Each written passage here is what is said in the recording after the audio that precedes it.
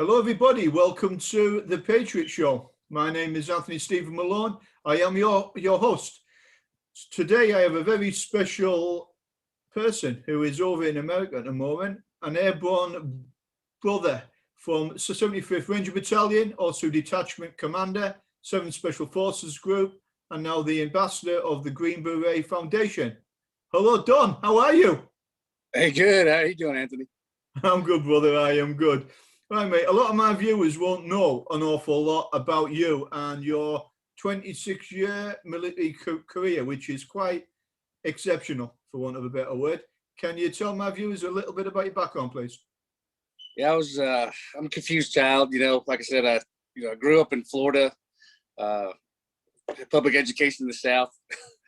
Parents said I had to pay for college, and I was like, I think we're gonna all waste money. So I actually joined the Navy first.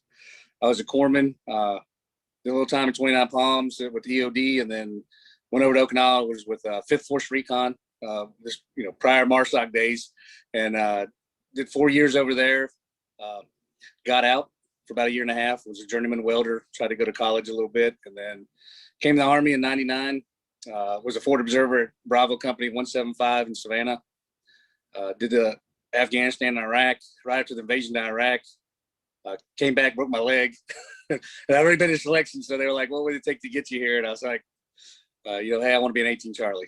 They picked me to be an 18 Delta. I don't know. I didn't want to be a medic again. So or a corpsman. So when it was 18 Charlie, did a couple of rotations to Afghanistan as an 18 Charlie, several down South America from Colombia, Panama, Nicaragua, Honduras. Then went to a warrant officer course. Went back to my same company, was on a 7135, and then so I did a couple of years there on that team. Then I went to 4th Battalion, did a free fall team, another WIC team, came back to Charlie Company 17, and then did my company warrant time. Then I retired out as the group force modernization guy. And it was it's just kind of a story. I don't know. For some reason, they kept me around. Nobody got rid of me. So I just consider myself lucky to have been around some amazing folks that thought enough of me to keep me around. Yeah, you've got a lot of experience there through everything you've done and what you've been involved in, and being a detachment commander as well. And a lot of experience, brother. I know that anyway. I just wanted to get me viewers to understand a little bit about you. After everything you've done in the military, you then decided to move from the military environment over into civilian street. Can you tell us a little bit about your transition period, please? Sure. I mean, I can tell you, I had a lot of good mentors, but then, I leaned heavily on my network of friends, because you'd be surprised how great each one of our networks are. Even if it's somebody we met 10 years ago, what they've gone on to do and become in life. And nobody's ever shut a door on me. That's probably the biggest thing I tell everybody. Like, all those doors are always open. I guess unless you guys just had a huge falling out, but people 9 times out of 10 will help you out, and they're in a position to. I was telling you a little story earlier. Like, I remember I turned in that green ID or my CAT card. Couldn't wear that uniform anymore, and I was cutting hay. Because I was just trying to decompress a little bit, and I broke down and just started crying. I mean, it was about 10 minutes I cried, and I was just like, what the hell was this all about? Because I was like, why do I have tears coming down my face? But it was me trying to figure out who I was and what I was trying to find my identity. Like, that was no longer my identity. It's a part of me, but it wasn't what everybody recognized me as. Luckily I got a job. I got in sales, working 511, doing their territory manager for DOD and military contracts or companies. And so it kind of kept me back in that same realm, kept me with the customers, got even more embedded with Green Beret Foundation and supporting my brothers and their families still back putting in the fight. Great, phenomenal organizations. There's several of them, but we'll talk about those later. But getting to be an ambassador with them, I mean, Travis Wilson's the lead ambassador, but they invite me to events, help out. How can we help back our community? That kind of gave me that little bit of link I needed. It didn't totally immerse me, but it kept me there. And then, getting with Ranco Response, doing project manager job for them, supporting National Guard and Reserve soldiers who are mobilizing. at least I get to be part of that mission. Get to make sure those guys are deploying, getting everything they need, make sure the classwork's done. Has been phenomenal. So, and they've been a phenomenal company for me too. So I think finding those, but all those jobs happen because of networks, people we knew throughout our career or ran into that introduced us to somebody. And, realizing that first job out of the military was not my end all be all. There's other things. Find something until you find what you love doing. Because for years we did stuff that we didn't love doing. Somebody told us where to be at what time, right place, uniform, all this. Now you get to make that opportunity. So you get a chance to be happy, and some people that may be money, some people maybe just job satisfaction or just having a job, but find what makes you happy. I mean, that'd be my advice right now, brother. Yeah. No, it's quite incredible to see a lot of the guys who we knew in like the old days from 75th Ranger Battalion and 7th Group as well. A lot of them have went on and had extraordinary careers after they've been in the military, where normally people would just focus on an incredible career in the military, in the airborne and SF community and the intelligence world. They've left all of that and they've gone on.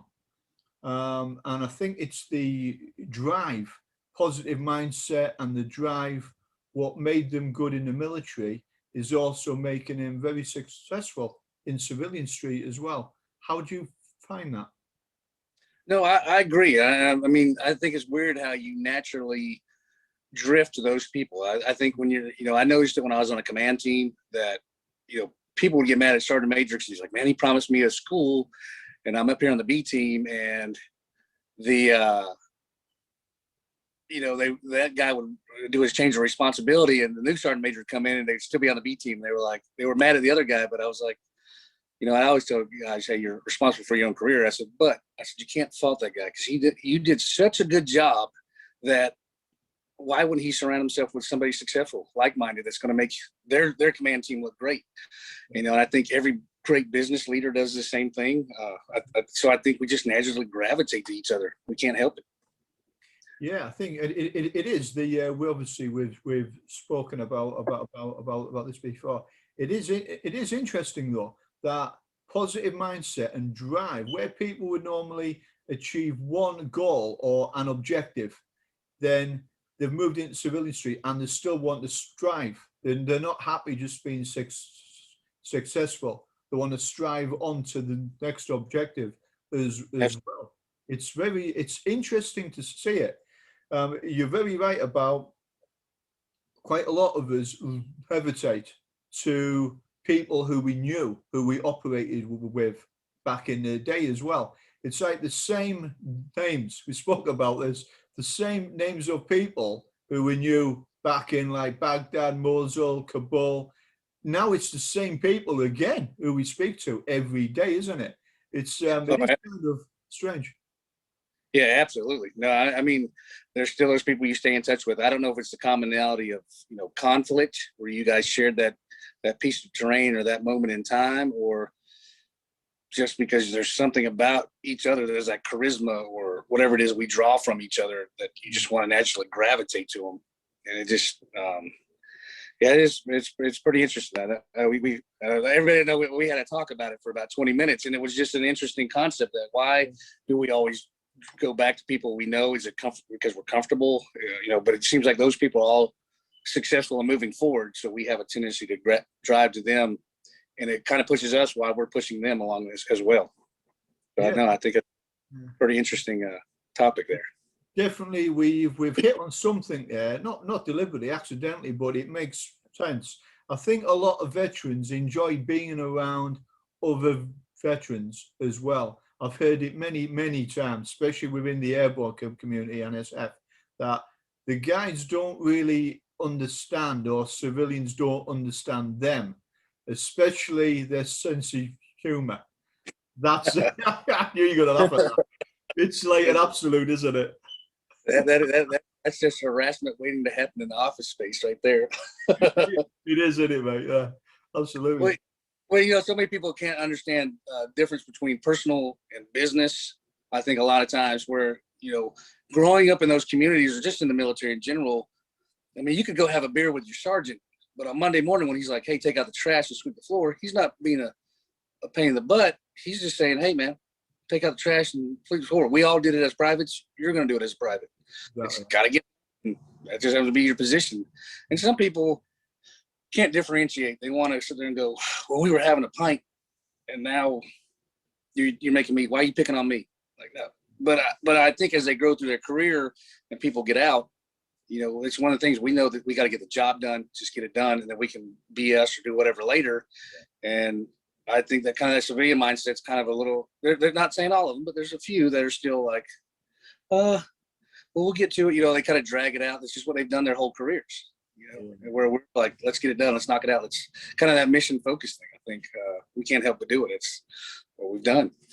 I think it's just, if there's a task or something that needs to be done in front of you, there isn't any point in putting it off.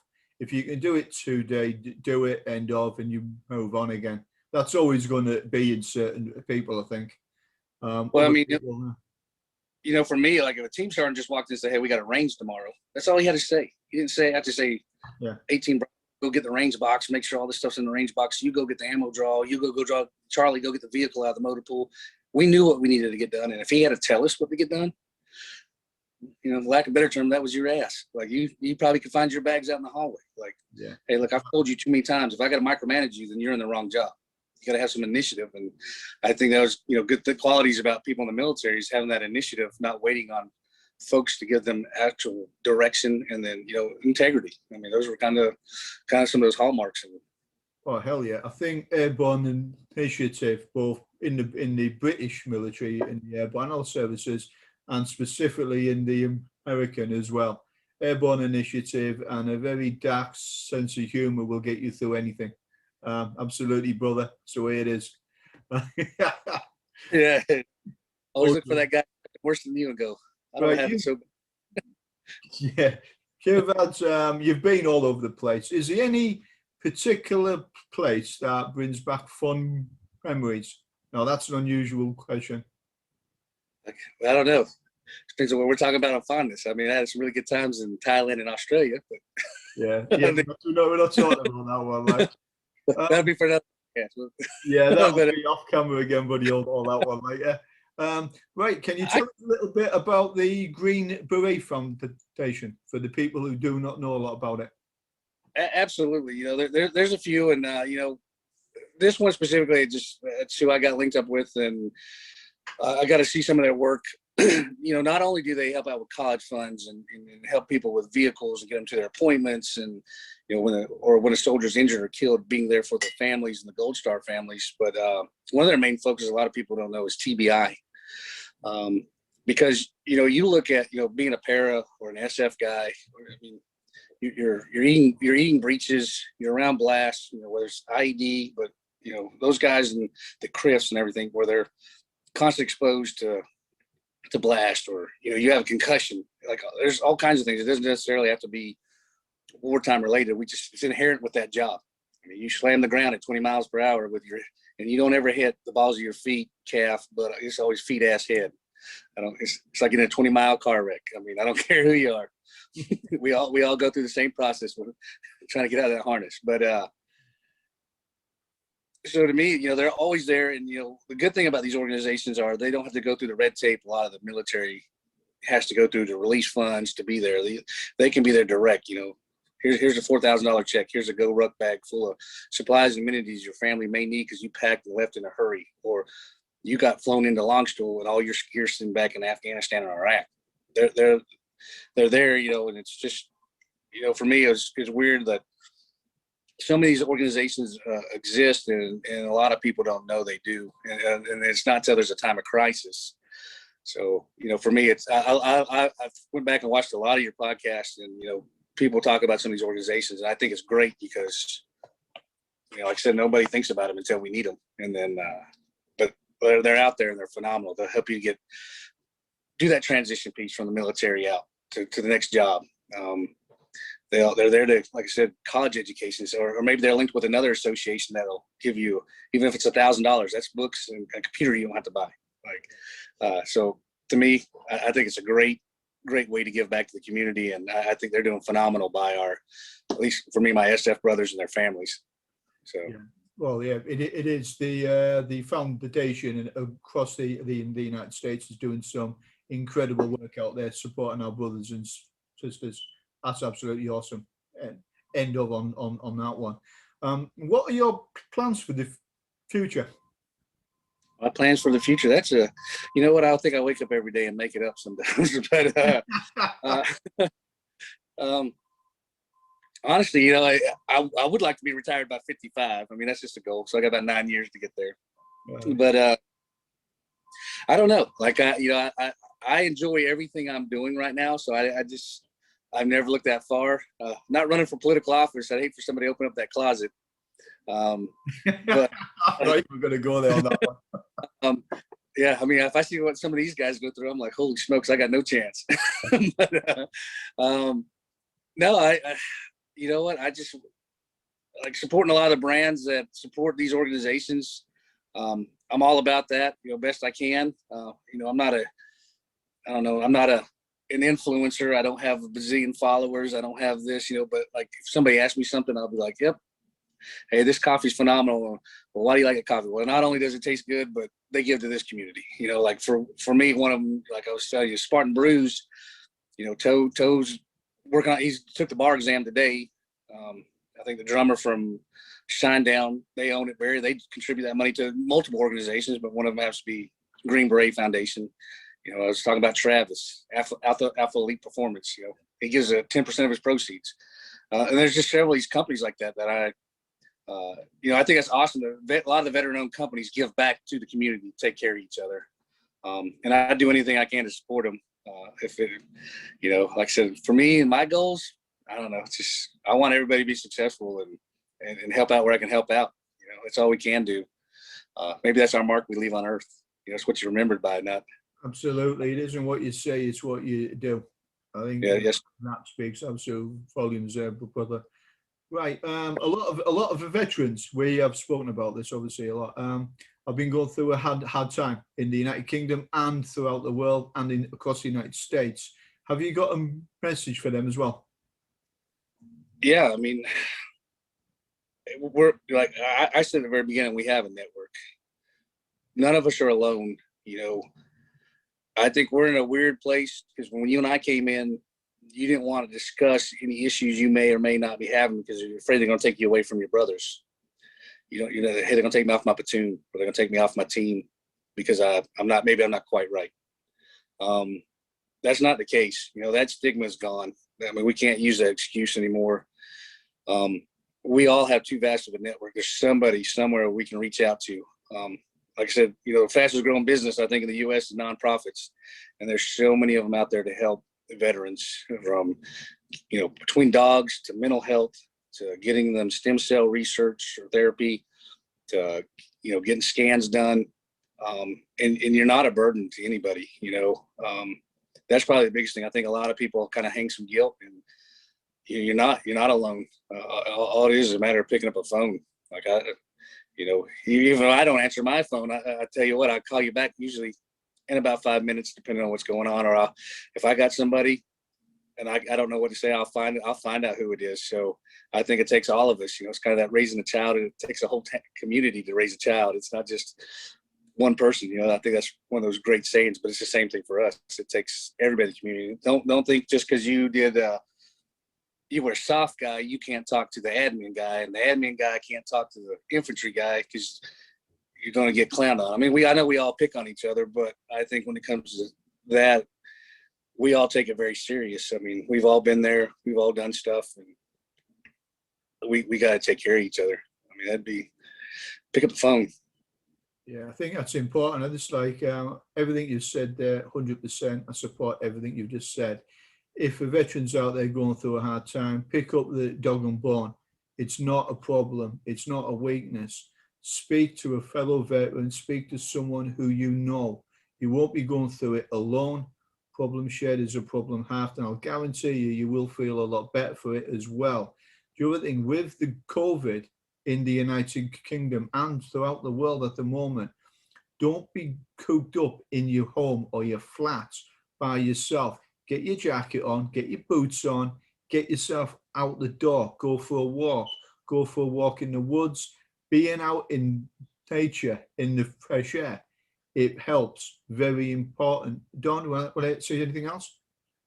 Yeah, no, I agree with you on that. Like I'm lucky enough, like I said, Ranco out of Statesboro, Georgia, they provided me a phenomenal job to be a project manager. I can't ever say thank you enough. You know, it was one of those jobs, I got a job on a handshake, but it got me outside. So ever since March, I've been outside in the sunlight. I still got to work with people, albeit I got to wear a mask on occasion, but usually I'm by myself, but I get the sun on me, fresh air. I mean, it does the world of good. And, you know, one of the good things about it is you get to see something from start to finish. You get to see something where there's a flat piece of ground to seeing something built. And so there's like almost justification of what I was doing out there. And to me, I like that. You know, it's an amazing thing. And it actually makes me feel good to see something built. And so, you know, I'm like you, don't lock yourself in a cubicle. Don't lock yourself in that room or that flat. And I can tell you, there ain't no answers in the bottom of that bottle except for to go buy more. And that costs money, and it's just there's the problem's still there at the end of the day. So let's get to the answer instead of keep leaving that problem back there lingering. But no, brother, I appreciate the absolute awesome opportunity to get on here and talk to you. And yeah, man, I look forward to getting over to North Carolina. You have to let me know. I just went by. Yeah, yeah. Obviously, I'm going to be spending time over stateside again. It's just part of life, isn't it? And I'm really looking forward to it. All right, brother. Right, Don, I'd like to say thank you so much. And it is quite rare I get to say this, but thank you for your service. Yours too, brother. Okay, but you've done a hell of a lot for everyone on this one. You're also a very humble man as well, given what you've done. Okay, right, everybody. I'd like to say thank you to Don. Thank you for all the viewers who are watching the Patriot Show. Hope you've enjoyed it. Hope it's been informative, which is our objective, obviously. Please stay tuned and watch a couple of trailers at the end for veteran-owned companies, both in the United States and in England as well. Thank you for watching the Patriot Show and stay safe. Okay, goodbye.